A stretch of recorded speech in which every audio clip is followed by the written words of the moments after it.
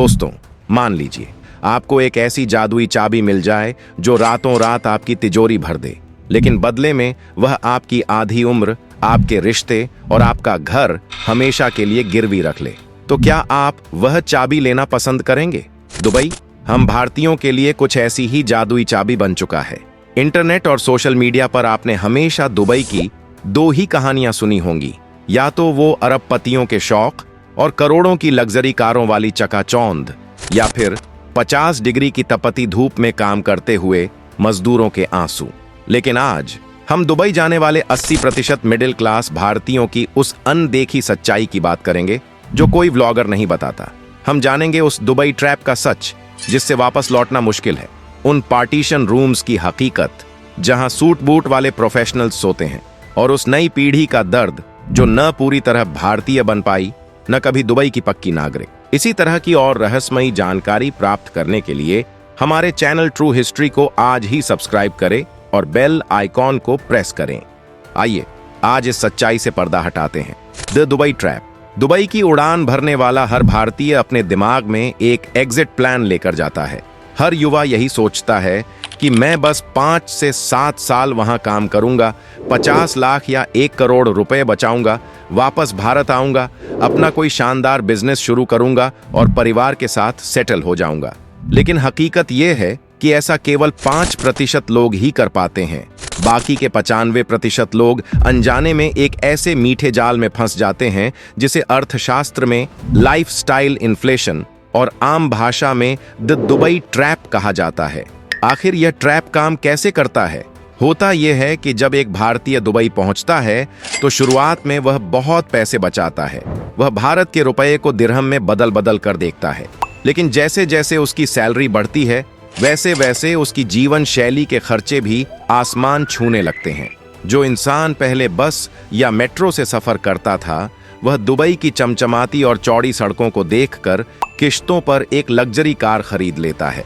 फिर उसे एक बड़े और फैंसी अपार्टमेंट में रहने की आदत पड़ जाती है। दुबई एक टैक्स फ्री देश जरूर है, लेकिन यह दुनिया के सबसे महंगे कंज्यूमर मार्केट्स में से एक है।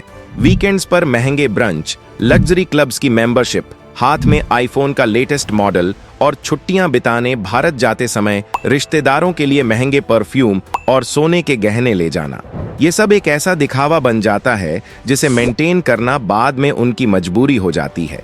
नतीजा यह होता है कि सैलरी भले ही 1 लाख से बढ़कर 4 लाख हो जाए, लेकिन क्रेडिट कार्ड के बिल और ईएमआई इतनी ज्यादा हो जाती हैं कि इंसान चाहकर भी अपनी नौकरी नहीं छोड़ सकता।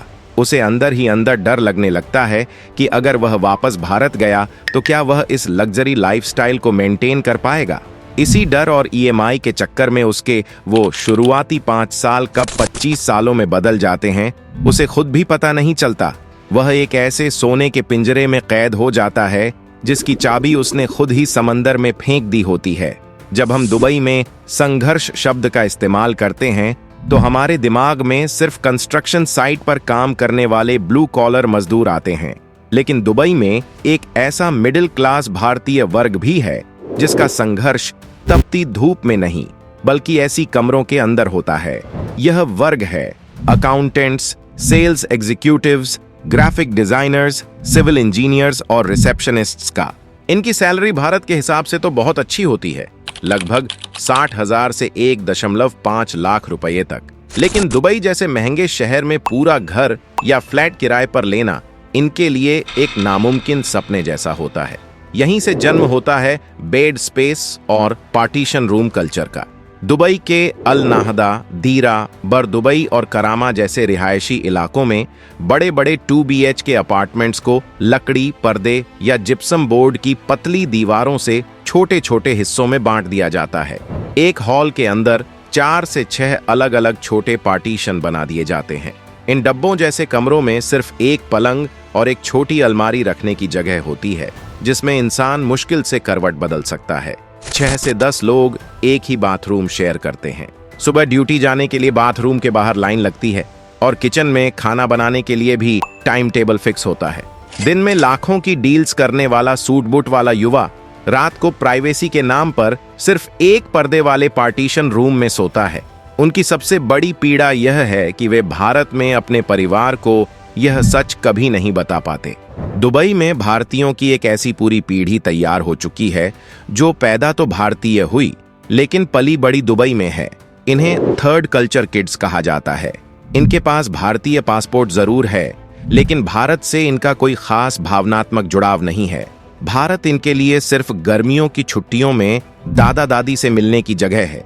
इन्हें भारत का मौसम, ट्रैफिक और यहाँ का रहन सहन एकदम अजनबी लगता है। दुबई में पले बड़े बच्चों के लिए सबसे बड़ा डर है पहचान का संकट। 18 साल की उम्र के बाद अगर उन्हें नौकरी या कॉलेज में एडमिशन न मिले तो उन्हें उस अजनबी भारत में डिपोर्ट कर दिया जाता है, क्योंकि दुबई पश्चिमी देशों की तरह स्थायी नागरिकता नहीं देता। लेकिन यह कहानी सिर्फ संघर्ष की नहीं है। कोविड के बाद से Dubai new age Indian entrepreneurs और करोड़पतियों का दुनिया का सबसे बड़ा हब बन चुका है। 10 साल वाले गोल्डन वीजा की शुरुआत ने बड़े भारतीय स्टार्टअप फाउंडर्स, यूट्यूबर्स और निवेशकों को बार बार वीजा रिन्यू कराने के झंझट से हमेशा के लिए आजाद कर दिया है। अब दुबई सिर्फ मजदूरों का नहीं बल्कि अमीर भारतीयों का नया ठिकाना बन गया है। आज के दुबई में एक नया निडर भारतीय चेहरा उभर रहा है। पाम जुमेराह में फरारी चलाते युवा करोड़पति अब नौकरी मांगने नहीं, नौकरियां देने जा रहे हैं। भारतीय स्टार्टअप्स और भारी रियल एस्टेट इन्वेस्टमेंट्स को देखकर खुद दुबई सरकार उनके लिए अपने नियम आसान कर रही है। लेकिन इस चकाचौंध के पीछे एक बहुत कड़वा सच है, अकेलापन। दुबई एक ट्रांजिट सिटी है जहां जिंदगी बिल्कुल रोबोटिक है और भारत जैसा अपनापन सिर्फ एक प्लान्ड इवेंट बनकर रह जाता है। सबसे बड़ा डर है सिर पर लटकती वीजा की तलवार।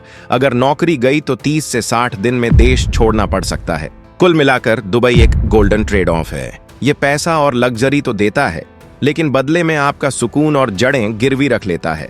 पर सच यही है कि यहाँ बसने वाला हर भारतीय अपने परिवार की खुशियों के लिए रोज लड़ने वाला एक सच्चा योद्धा है।